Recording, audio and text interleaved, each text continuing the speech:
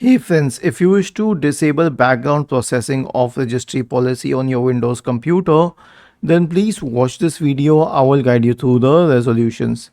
The first one is through the registry editor. Actually, it's totally to the registry editor. So open the registry editor and navigate to the key H key local machine, software, policies, Microsoft and Windows.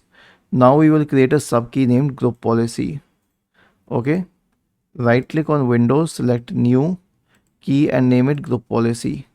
Then we will create a second key and I will share the name in the description section of the video. So right click on group policy, select new key and name it this thing. It's actually a code. Now in the right pane we will create a dword 32-bit entry named no background policy.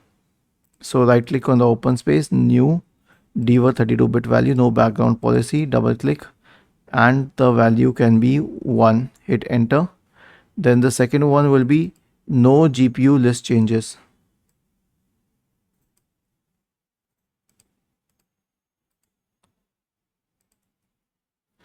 And just hit enter. Double click on it, make sure that the value data is 0, and that's it. Was this helpful? If yes, then please subscribe to the channel, and if not, then let us know in the comment section of the video on how we could help you further.